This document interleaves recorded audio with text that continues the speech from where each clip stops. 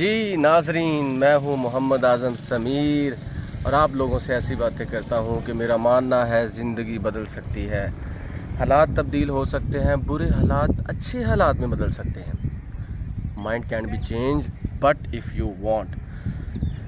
ناظرین، میں نے پچھلے پارٹ میں بتایا تھا کہ میاں اور بیوی کا رشتہ بہت حساس ہوتا ہے، لیکن اگر یہ 3 کام ہوں یا ان 3 کاموں کی طرف توجہ دی جانی چاہیے یا جانے لگے تو کبھی بھی میاں اور بیوی کے درمیان کوئی بھی اختلاف نہیں ہوتا، اور اگر ہوتا بھی ہے تو ختم ہو جاتا ہے، یا سمپل الفاظ میں یہ کہہ لیں کہ ان کی لڑائی نہیں ہوتی، ان کا رشتہ مضبوط ہو جاتا ہے.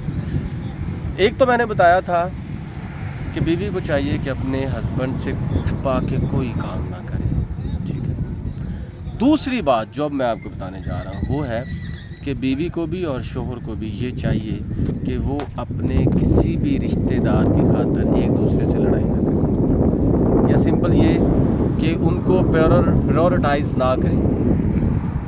کیونکہ اگر آپ پریورٹی دیں گے اپنے سب سے سینسٹیو رشتے کو، یعنی کہ میاں اور بیوی کا ایسا رشتہ ہے جو دنیا کا سب سے بڑا سینسٹیو رشتہ ہے، جس کے بعد ایک نسل نے چلنا ہوتا ہے، اور اگر آپ اس کو پریورٹی نہیں دیں گے دوسرے رشتوں سے بھی آپ کا رشتہ ہے. یاد رکھیے گا، دوسرے رشتوں سے بھی آپ کا رشتہ ہے، لیکن درجہ بدرجہ جب آپ کا رشتہ دوسرے رشتے پر حاوی ہو جاتا ہے تو آپ کو you should give priority to the heaviest relation. تو آپ کو یہ چاہیے کہ اگر آپ چاہتے ہیں کہ زندگی میں آپ دونوں سموتھلی چلیں تو ہسبینڈ کو بھی چاہیے کہ وہ اپنے رشتہ داروں کو اپنی بیوی کی پہ فوقیت نہ دے. کسی کو کسی پہ کوئی فوقیت حاصل نہیں ہے، ہر کوئی اپنے مقام پہ صحیح ہے، ہر کوئی اپنے مقام پہ ٹھیک ہے.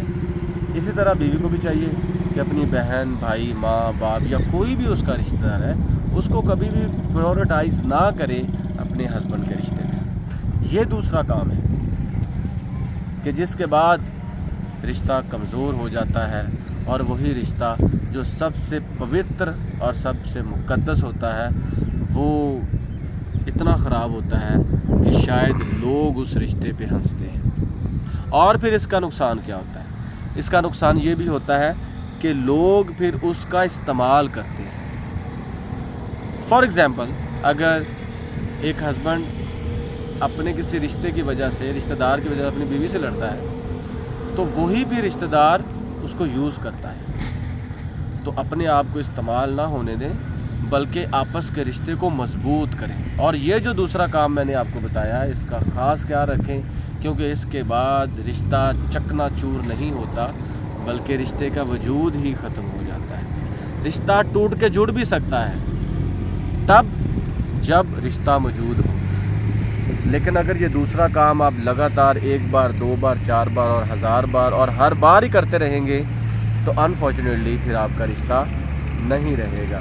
اور جب رشتہ نہیں رہے گا تو ایک نسل خراب ہو جائے گی، ایک قوم خراب ہو جائے گی، اور اس کے ساتھ ساتھ آپ کا شعور اور آپ کی سمجھ سب کچھ ختم ہو جائے گا. تو پھر آپ دوبارہ زیرو پہ زندگی آپ کی آ جائے گی. ناظرین، میرا ماننا ہے زندگی بدل سکتی ہے، حالات تبدیل ہو سکتے ہیں، برے حالات اچھے حالات میں بھی بدل سکتے ہیں.